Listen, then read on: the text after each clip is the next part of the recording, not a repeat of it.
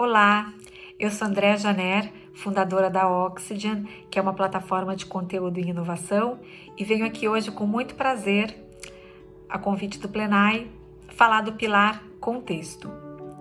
Bom, o meu trabalho é observar os grandes movimentos culturais que acontecem no mundo, os grandes eventos que impactam a sociedade, para tentar ajudar pessoas e empresas a entenderem o futuro.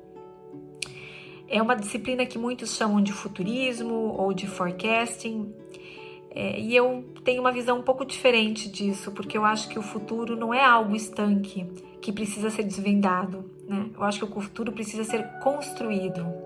Todos nós temos a responsabilidade, por meio das nossas escolhas, das nossas decisões, de construir o futuro todos os dias, né? E de influenciá-lo. Então, eu sempre falo, ninguém pode prever o futuro ou antecipar o futuro.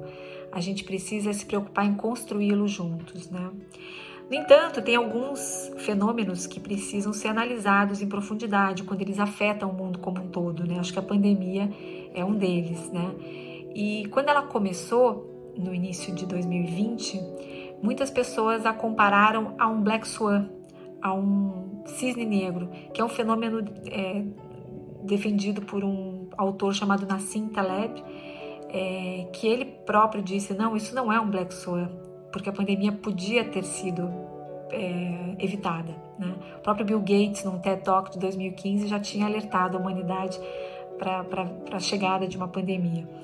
E aí surgiu uma outra denominação, criada por uma outra autora americana, chamada Michelle Wucker, de que a pandemia, na verdade, foi um rinoceronte cinza, um Grey Rhino, que está ali olhando para a gente, esperando para atacar.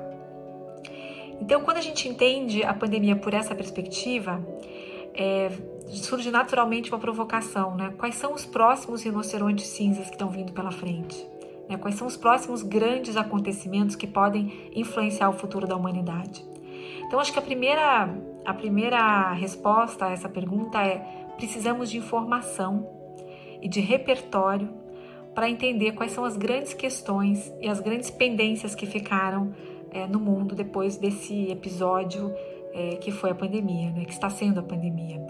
Então, a gente precisa olhar a desigualdade, a gente precisa olhar a falta de diversidade, a gente precisa olhar a emergência climática, o abismo digital e endereçar todas essas questões com planejamento, foco e determinação.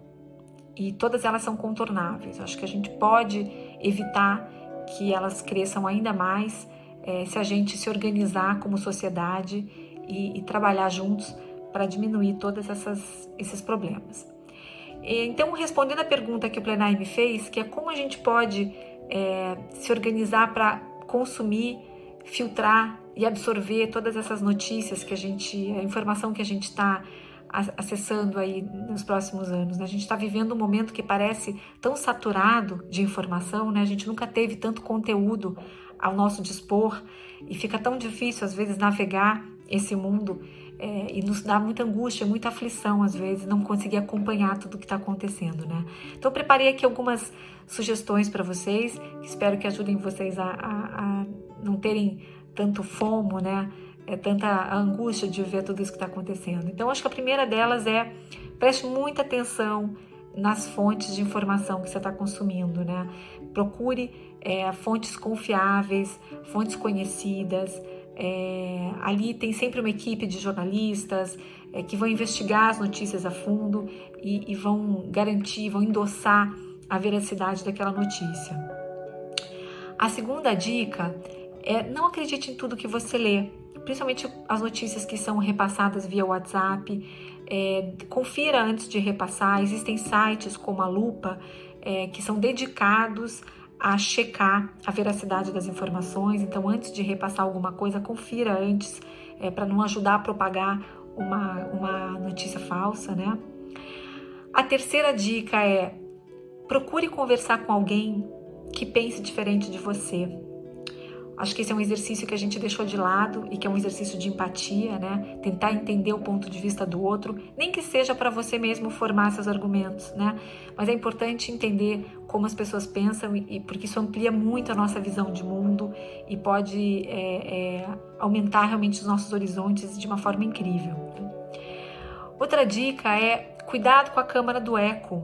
Quando a gente absorve notícias somente nas redes sociais, a gente vira refém do algoritmo. Ele começa a mostrar mais daquilo que a gente já lê. E você fica com uma falsa sensação, uma falsa percepção de que o mundo concorda com você. Então a gente fica realmente, de novo, com uma visão muito limitada do mundo.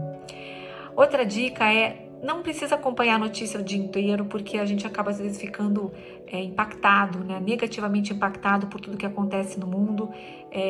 Então, reserve alguns momentos do dia para aí sim você entrar nas redes sociais ou entrar nos seus veículos preferidos e absorver o que está acontecendo, né? Mas tente manter a sua produtividade em dia e não se deixar levar por todas essas notícias o dia todo. E por fim, minha última dica é: cultive a sua curiosidade. Né? Acho que o conceito de estar aprendendo sempre, né? De ser um aprendiz contínuo, um lifelong learner, é o segredo da juventude, é o segredo de uma vida mais plena, mais feliz. Quando a gente é curioso, a gente se sente mais conectado com o mundo. Então, procure cultivar esses interesses variados, aprender um pouco sobre tudo. Acho que existem hoje muitos recursos online para a gente se aprofundar nos temas que a gente mais se interessa, e fazer isso de uma forma constante, porque você vai ver como isso não vai nos tornar pessoas mais interessantes, vai tornar a nossa vida mais interessante, né? E a gente acaba sendo muito mais feliz. Esse é meu recado para vocês. Agradeço a oportunidade e que a gente tenha um 2021 cheio de boas notícias. Obrigada.